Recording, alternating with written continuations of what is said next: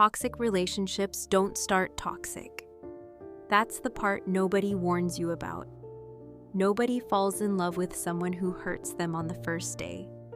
Nobody chooses to stay somewhere they feel small, afraid, or worthless. It happens slowly, so slowly, that by the time you realize something is wrong, you're already in too deep to easily walk away. This is every stage of a toxic relationship. What happens to you psychologically at each one. Why your brain makes it so hard to leave, and what it costs you long after it's over. Stage 1, the attraction. Doesn't start with red flags. It starts with the most overwhelming feeling of being chosen. You meet someone and something about them pulls you in immediately. Maybe it's their confidence, their intensity, the way they look at you like you're the most interesting person in any room. Your brain responds to this with a cocktail of chemicals. Dopamine floods your reward system. Norepinephrine spikes, making your heart race, and your thoughts race with it. Serotonin drops slightly, which is why new attraction feels obsessive. You think about them constantly, you check your phone every few minutes, you replay conversations in your head, like scenes from a movie you want to watch again. This is normal human attraction. But in a toxic relationship, the other person has learned consciously or not how to engineer this feeling in you. They mirror your personality, they say the right things at exactly the right moments. They make you feel understood in a way that feels almost supernatural, like they've known you forever. Like you've been waiting for someone exactly like them your whole life. Your brain isn't lying to you, you genuinely feel all of it. That's what makes this stage so dangerous. The foundation you're building on feels solid, but beneath it, there's nothing there. Stage 2, love bombing. This is where toxic relationships separate themselves from healthy ones. And you won't recognize it while it's happening because it feels incredible. Love bombing is when someone overwhelms you with attention, affection, and intensity at a speed that feels deeply romantic, but is actually deeply destabilizing. They text you good morning every single day. They tell you they've never felt this way about anyone. They talk about your future together within weeks of meeting. They call you their soulmate before they even know your middle name.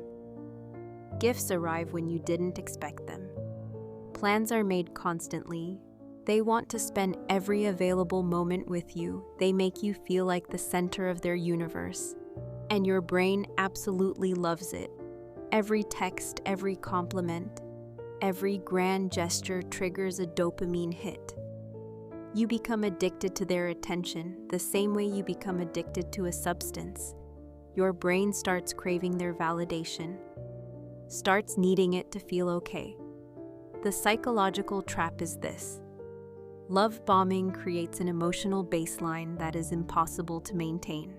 They're showing you the absolute maximum version of what this relationship will ever feel like, and your brain registers that as the standard. So later, when they pull back, when the intensity fades, when the warmth cools, your brain doesn't think something is wrong with them. It thinks something is wrong with you. It chases that original feeling for the rest of the relationship, always trying to get back to the beginning, always wondering what you did to make it stop. You weren't loved into this trap. You were conditioned into it. Stage 3, the honeymoon phase. For a while, everything feels real. The relationship settles into something that looks and feels like genuine connection. You laugh together, you build inside jokes. You share things you've never told anyone. You start to trust them with the parts of yourself you normally keep hidden. This is the stage that creates the emotional anchor, because when things get bad later, and they will, your mind will return here to this version of them.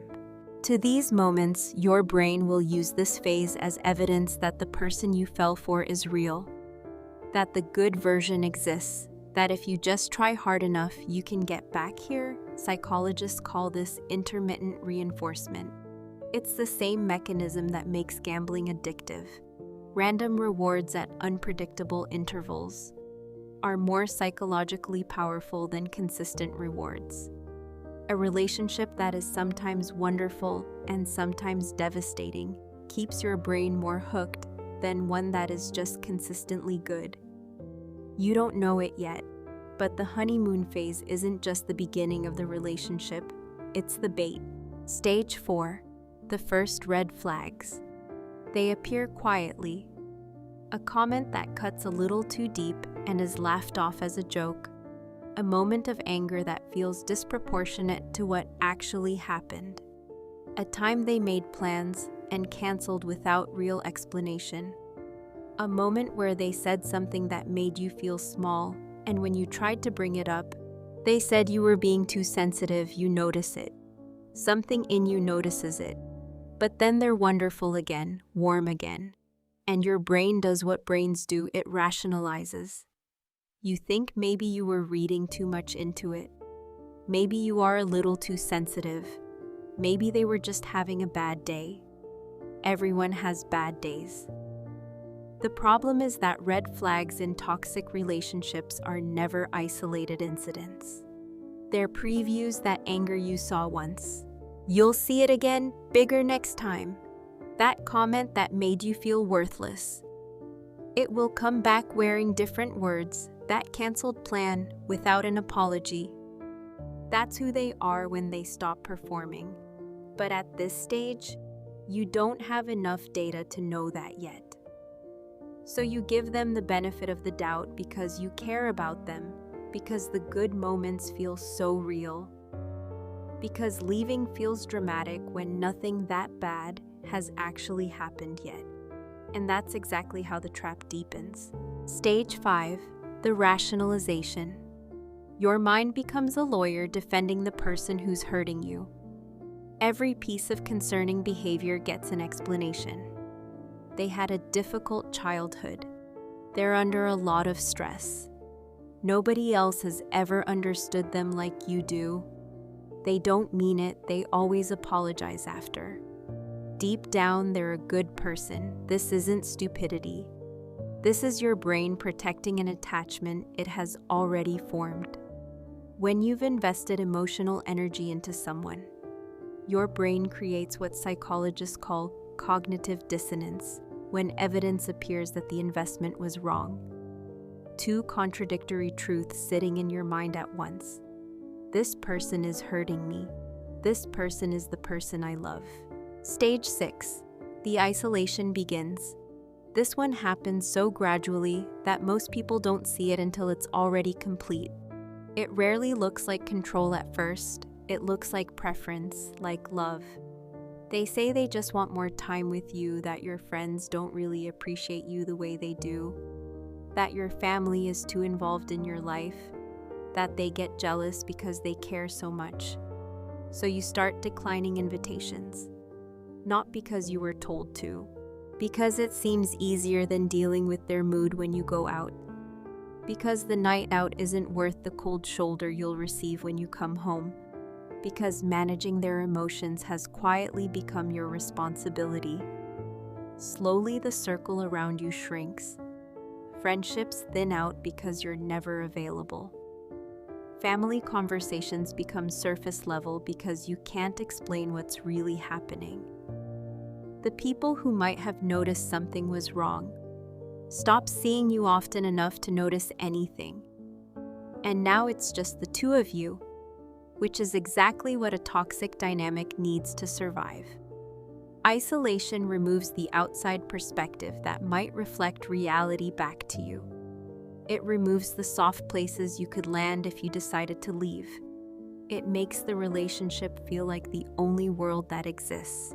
You didn't lose your people because they stopped caring. You lost them because your relationship needed you to be alone. You're still in the beginning. None of this happened to you because you were weak. It happened because you were human, because you wanted connection, because you loved someone, and that was enough. Still in the stage where part of you believes this could be okay. where hope still feels reasonable, where the good moments still outweigh the bad. But the architecture is already in place.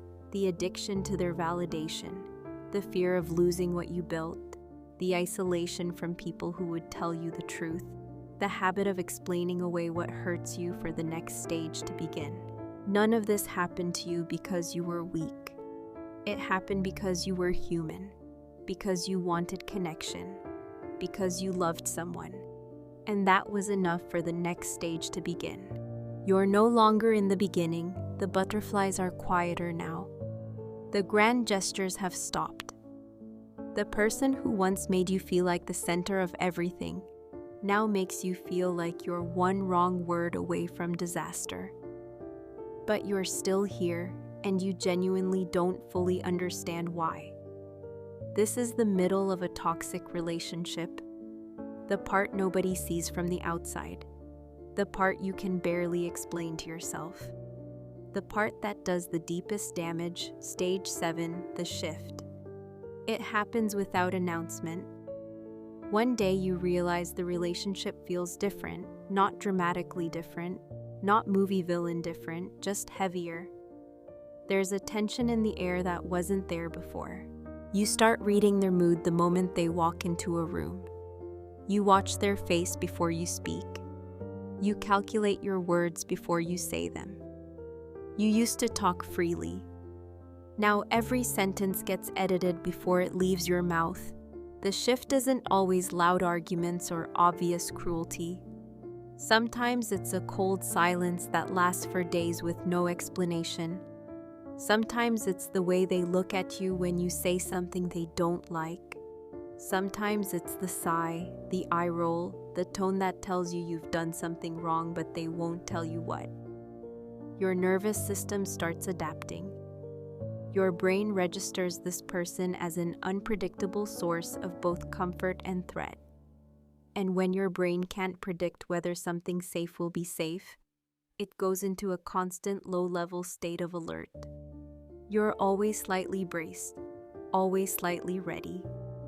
Even in the calm moments, especially in the calm moments, because you've learned that the calm doesn't last. Stage 8, gaslighting. This is the stage that makes you question your own mind. Gaslighting is when someone consistently causes you to doubt your own perception, memory, and reality, and it rarely looks like obvious lying. It looks like conversations that always end with you apologizing for something you're not even sure you did. You bring up something that hurt you, they tell you it never happened. You remember it clearly. They tell you you're remembering it wrong. You show them proof. They explain why your interpretation of the proof is incorrect. You bring up a pattern you've noticed. They tell you you're being paranoid. You express how something made you feel. They tell you you're too sensitive. You're overreacting. You're dramatic. You're exhausting to deal with over time. You stop trusting your own feelings as valid data. You start running your emotions through their filter before deciding if they're legitimate. You ask yourself before saying anything out loud, am I overreacting again? You pre-apologize for feelings you haven't even expressed yet. Psychologically, this creates something devastating. Your internal compass breaks. The one tool every human being has to navigate. Relationships, their own sense of what feels right and what feels wrong, gets systematically dismantled. And once that compass is broken, you become completely dependent on them to tell you what's real, which means you become completely dependent on them, full stop. That is not a side effect of gaslighting, that is the point. Stage 9, walking on eggshells. Your entire life reorganizes itself around their emotions. You learn their triggers the way you learn a minefield. You memorize what topics to avoid, what time of day they're most volatile, what tone of voice means danger is coming, what to say to calm things down before they escalate. You become an expert on someone else's emotional weather patterns while completely losing track of your own. You stop doing things you used to enjoy because they make comments about them. You stop wearing certain things. Stop seeing certain people. Stop expressing certain opinions. Not because you were given a list of rules, because you learned through repeated painful experience what the cost of stepping out of line feels like. And you decided it wasn't worth paying anymore. This is called hypervigilance. Your brain is in a constant state of scanning for threat, not from strangers, from the person who shares your space. Cortisol, your body's primary stress hormone, stays elevated. Your immune system weakens. Your sleep quality drops. Your digestion suffers. Your concentration disappears. Stress that is chronic and unpredictable is the most damaging kind for the human brain. Not the big dramatic stressors. The small constant ones. The ones that never fully stop. You might not be in physical danger, but your nervous system doesn't know the difference. Stage 10, the trauma bond. This is the most misunderstood stage of all people from the outside. Look at what you're experiencing and ask why you don't just leave. They mean well, but the question reveals how little they understand about what a trauma bond actually is. A trauma bond is not weakness, it is not stupidity, it is not low self-worth. It is a neurological attachment formed through cycles of pain and reward that is chemically similar to addiction. Here's how it forms. The relationship cycles between two phases repeatedly. Tension and explosion followed by reconciliation and calm. Hurt followed by apology. Coldness followed by warmth. Punishment followed by affection. During the painful phases, cortisol and adrenaline spike. Your body is flooded with stress. Then when the cycle resets, when they apologize, when they're warm again, when you get a glimpse of the person you fell in love with, dopamine crashes back in. The relief feels enormous, disproportionately enormous. Because the contrast between the pain and the relief is so extreme, your brain begins to associate this person with the resolution of distress. They become the source of your pain and the only available cure for it simultaneously. This is the trap. Leaving doesn't feel like freedom. It feels like losing the one thing that makes the pain stop. Your brain is not confused. It is following its own very logical wiring. It just doesn't know that the wiring has been manipulated. Stage 11, losing yourself. You look in the mirror one day and realize you can't remember the last time you had an opinion that wasn't filtered through what they would think of it. Your preferences have quietly shifted to match theirs. Your hobbies have faded because there wasn't space for them. Your sense of humor has dimmed because you learned that certain jokes were met with silence or something colder than silence. Your friends, the ones you still talk to, tell you that you seem different, that you seem tired, that you don't seem like yourself anymore. And they're right, but you've been so consumed with managing the relationship that you haven't had the resources to maintain who you were. Psychologists call this identity erosion. It happens when the psychological energy required to survive a relationship exceeds the energy you have available to maintain your sense of self. You've been pouring everything you have into keeping the peace, managing their moods, explaining yourself, defending yourself, recovering from arguments, and hoping for the good version to return. There's nothing left over for you. And the terrifying part is that it happens so gradually you don't feel it going. You just look up one day and realize you're gone. Stage 12, the justification to others. When someone in your life finally asks you directly, "Are you okay?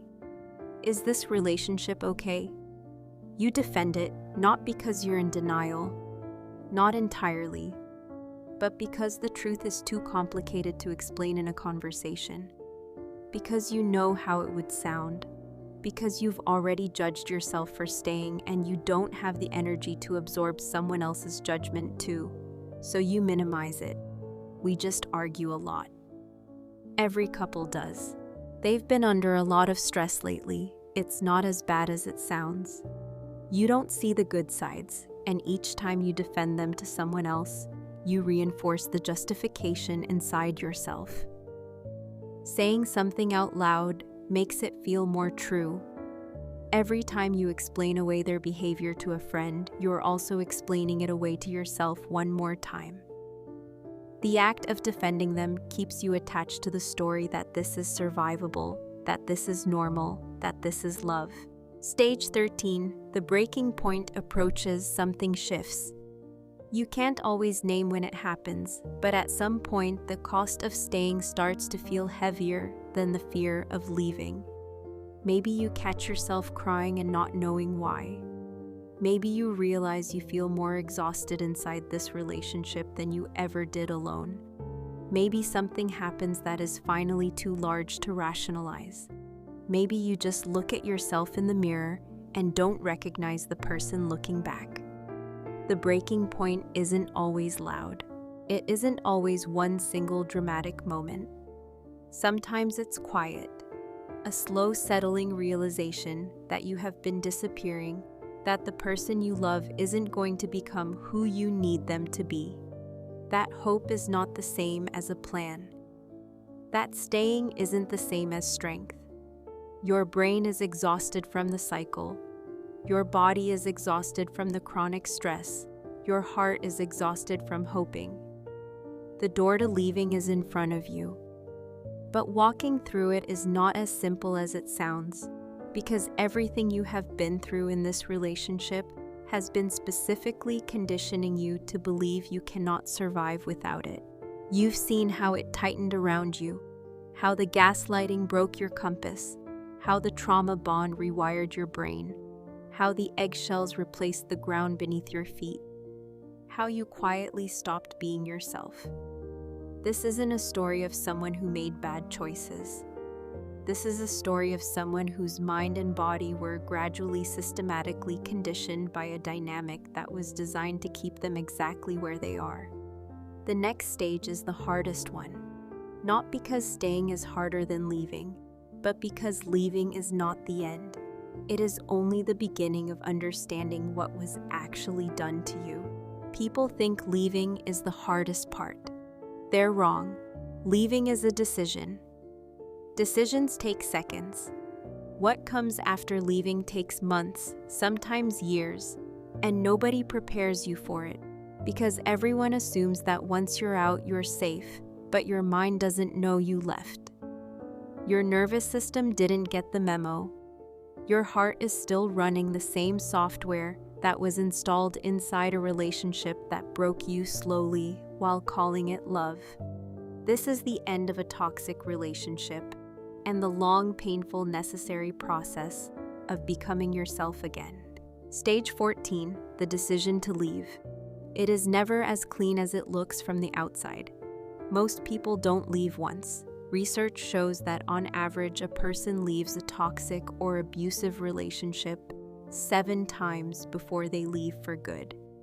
Not because they're weak, not because they enjoy the pain, but because every time they try to leave, the cycle resets. The person they're leaving suddenly becomes the person they fell in love with again. The apology comes, the tears come, the promises come, the warmth returns. And your brain, still wired to that original trauma bond, reads this as evidence. Evidence that the good version is real. Evidence that change is possible. Evidence that leaving would be giving up on something worth saving. So you stay, or you go back. And the cycle continues. The decision to finally leave for good usually doesn't come from a single explosive moment. It comes from exhaustion. A deep cellular exhaustion that no longer has the energy to hope for a different outcome. You don't leave because you stopped loving them. You leave because you finally started loving yourself more than you feared the emptiness. Stage 15, the immediate aftermath. The first thing most people feel after leaving is not relief. It is grief raw. Overwhelming grief that confuses everyone around them, including themselves. You just left something that was hurting you. So why does it feel like someone died? Because something did die.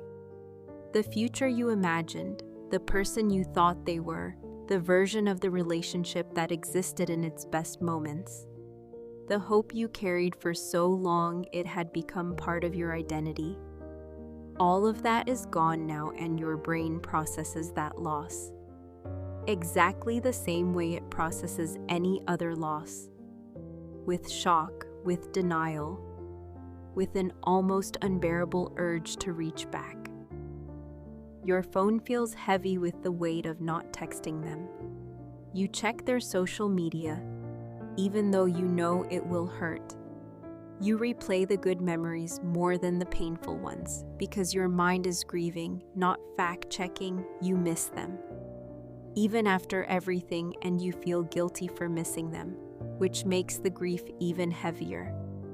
This is not weakness. This is neuroscience. Your brain had a chemical dependency on this person. What you are experiencing right now is withdrawal. Stage 16, the withdrawal.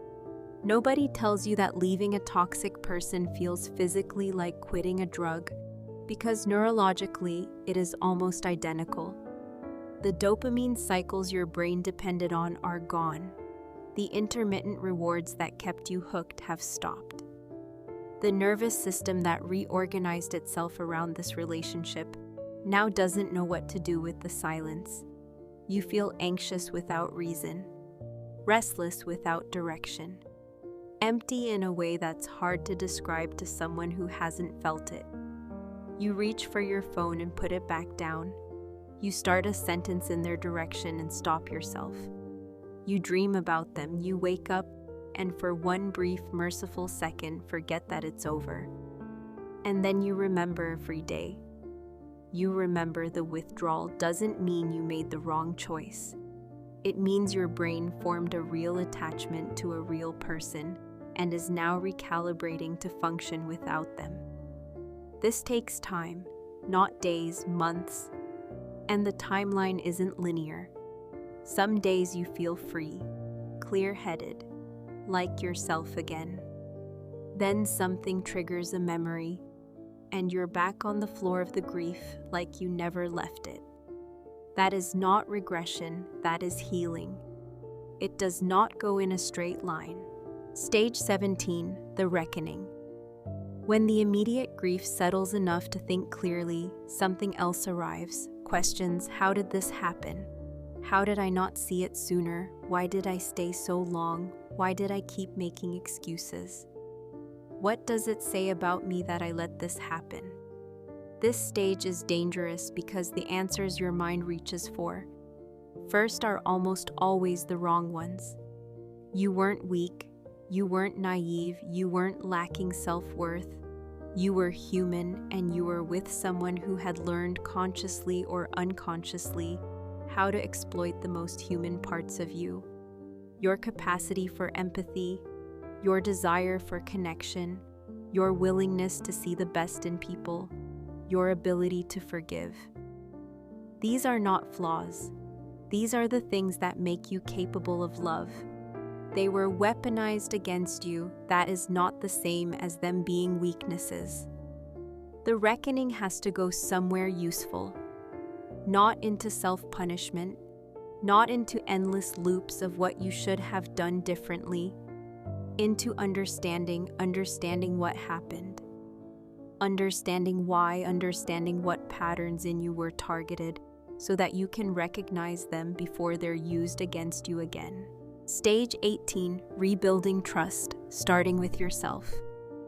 The most insidious damage a toxic relationship leaves behind is not the memories. It is the broken relationship you now have with your own judgment. You trusted yourself once. You had instincts. You had a voice inside that knew things. And then you spent months or years being told that voice was wrong, that your feelings were wrong, that your perception was wrong, that your memory was wrong. Now when your instincts speak, you don't know whether to believe them. You second-guess everything. Every new person you meet gets filtered through suspicion. Every kind gesture gets interrogated. Every moment of warmth makes you wait for the catch. You can't fully relax in safe situations because your nervous system learned that safe situations don't stay safe. This is called hypervigilance, and it doesn't switch off the moment the relationship ends. It was a survival tool that kept you alert when alertness was necessary. But now it follows you into spaces that don't deserve it. Into friendships, into new connections, into quiet moments alone, where there is genuinely nothing to be afraid of. Rebuilding trust in yourself. Start small, you make a decision and you follow it. You feel something and you let it be valid without defending it.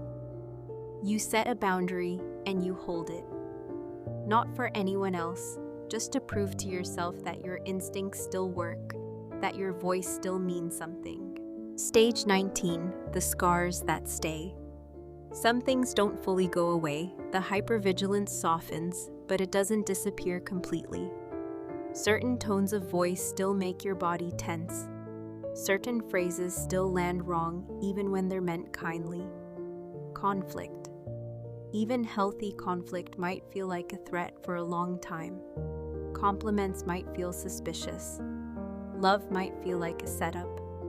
This is not permanent damage, but it is real damage. And pretending it isn't there doesn't make it heal faster. Post-traumatic stress responses are documented in survivors of toxic relationships at significant rates. Anxiety disorders, depression, difficulty forming new attachments. A diminished sense of self-worth that can take years of intentional work to rebuild. Your brain was repeatedly exposed to unpredictable threat from a source it was also attached to. That leaves a mark. Not a mark that defines you, not a mark that makes you broken forever, but a mark that deserves to be acknowledged instead of rushed past. You are allowed to carry the weight of what happened to you. You are also allowed to eventually set it down. Stage 20, becoming yourself again. It doesn't happen all at once. One day you laugh at something and it reaches your eyes, you notice it. You can't remember the last time that happened. One day you have an opinion and you say it out loud without watching someone's face first to see if it's acceptable.